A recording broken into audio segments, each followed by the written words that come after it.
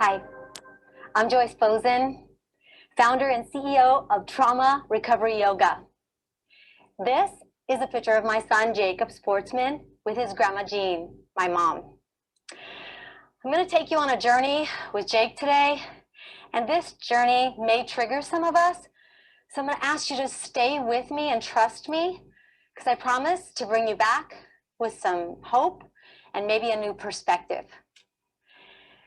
You can keep your eyes open now or close them as we begin this journey on Jake's 22nd birthday, November 17, 2012.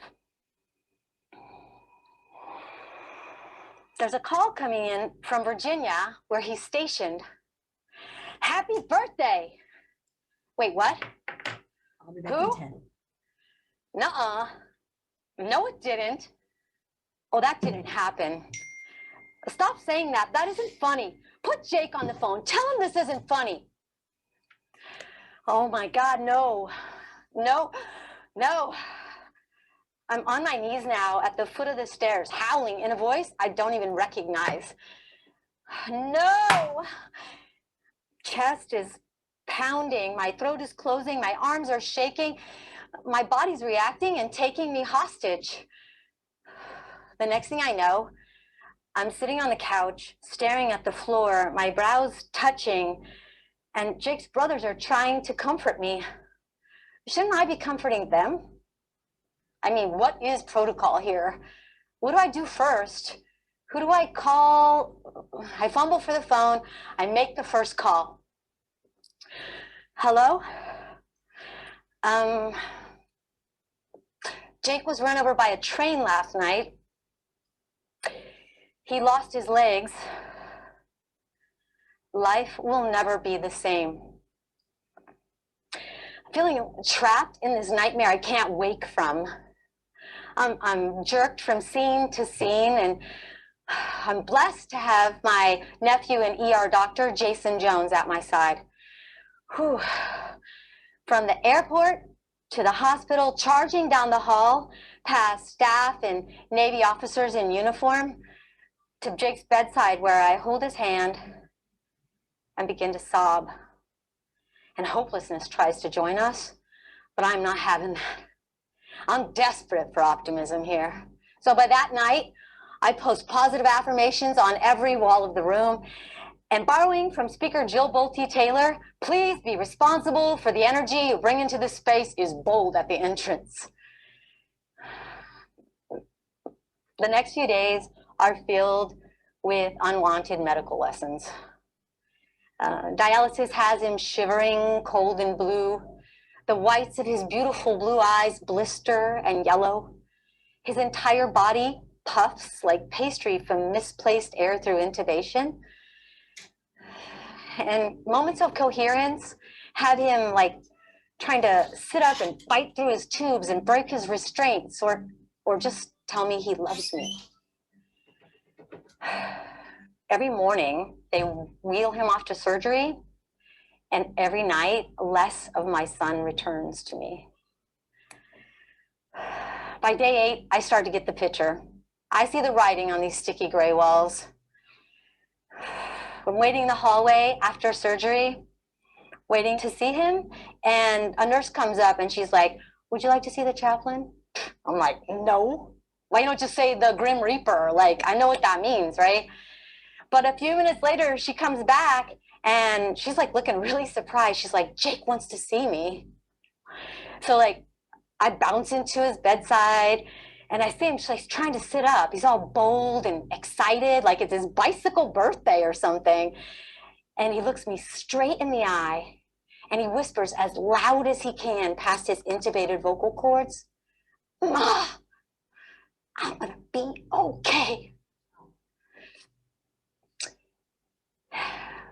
And I could feel his enthusiasm. And I wanted to share, but I knew that he knew. He had seen where he was going, and it wasn't home with me. So I agree, in denial. "Yeah, baby, you're gonna be okay. Rest now. He lays back. I give him kisses. Good night, Jacob. The next morning, I'm in the hospital parking lot, melting all over the chaplain. But I push myself away and I say, today, I'll do the praying. Hands up, screaming at the sky, take him or leave him, but quit picking him apart. That night, I'm waiting in the hallway again after surgery. And the nurse yells out from the door, get the crash cart. I dial my nephew Jason again really quick, and he's trying to help me, but I can't hear him. I'm in the doorway, frozen. He looks so gray, and they're all around him like a kettle of vultures, like poking, pushing, pumping. And then somewhere from my chest bellows the words, stop! Leave him alone. Just stop. And they all back away. I pick up the phone again and I hear Jason, you did the right thing. I hear the nurse tell the doctor, making sure I can hear. He wasn't responding. The doctor now steps towards me looking as terrified as I feel. You did the right thing. I crawl into the bed with him. I hold his head on my chest and I say, everything is okay now. Jacob's trauma was over, but it was mine. Now it belongs to me. Let's all take a moment now together to recover from this journey. Please go with me now as you place your hands, palms down on your legs or knees. Find your feet flat on the floor as you gaze down at the earth.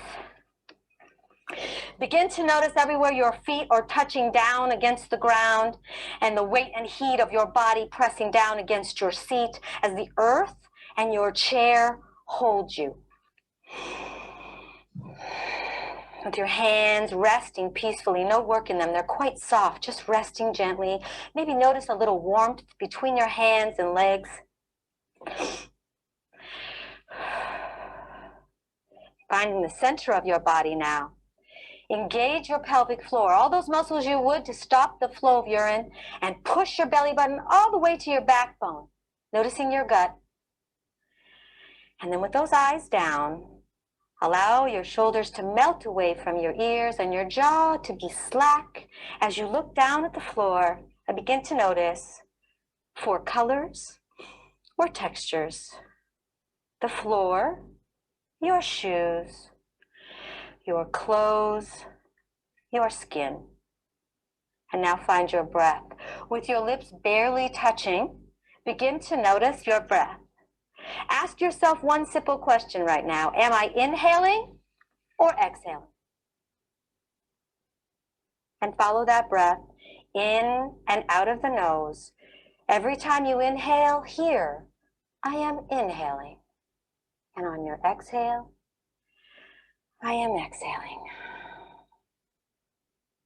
On your next inhale, bring that breath in through your nose, fill up your belly, bring it all the way up the back of your spine and your neck to the top of your head as you lift your chin and open your eyes back in my direction.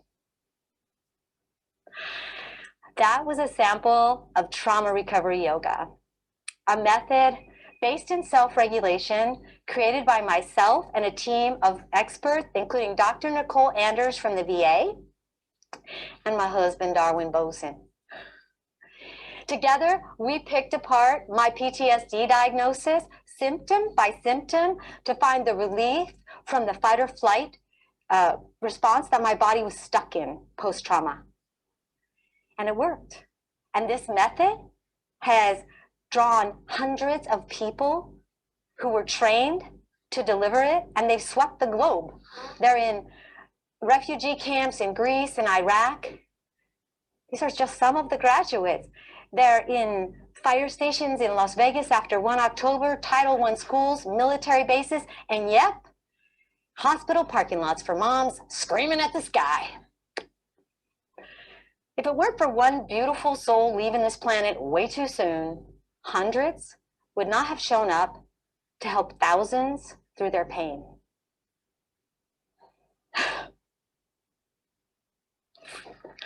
So this journey has taught me not only are we better together, but when we come together, we can save lives. Namaste.